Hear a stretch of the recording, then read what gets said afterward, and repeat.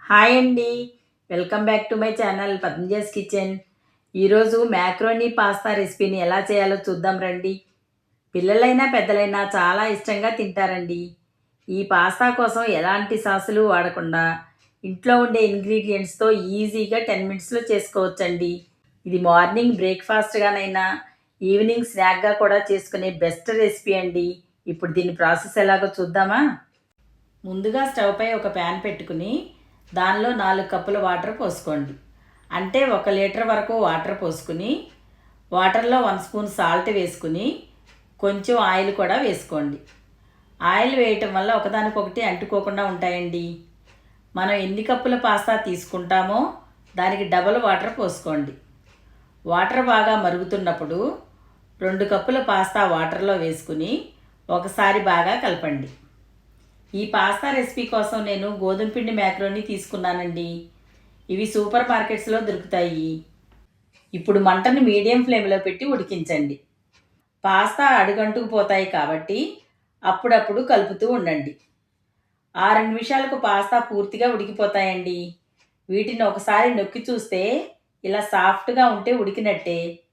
ఇలా ఉడికిన వాటిని స్ట్రెయినర్లో వేసుకుని దానిపై చల్లని నీళ్లు పోయండి. ఇలా పోయడం వల్ల అవి త్వరగా చల్లారి పొడిపొడిలాడుతూ ఉంటాయి. మ్యాక్రోనీ పిల్లలకు చాలా మంచిదండి. ఇది ఇన్స్టెంట్ ఎనర్జీని ఇస్తుంది.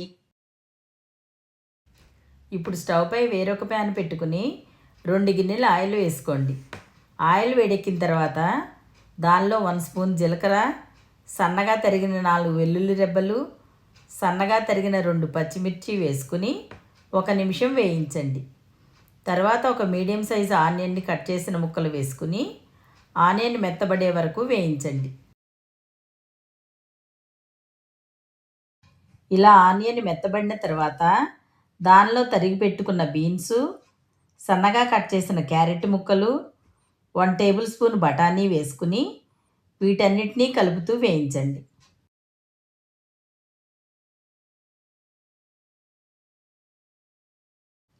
ఇప్పుడు దీనిలో 3/4 స్పూన్ సాల్ట్, 1/2 స్పూన్ పసుపు వేసి బాగా కలిపి ఇవన్నీ మెత్తబడే వరకు వేయించండి.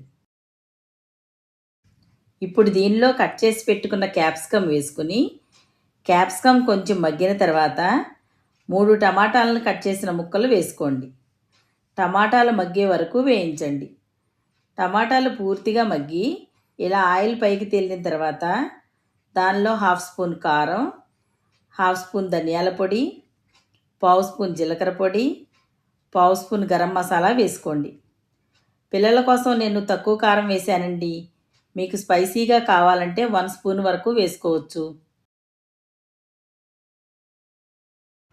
ఇప్పుడు దీనిలో 1/2 కప్పు వాటర్ పోసి అంతా ఒకసారి కలిపి కొంచెం సేపు ఉడకనివ్వండి.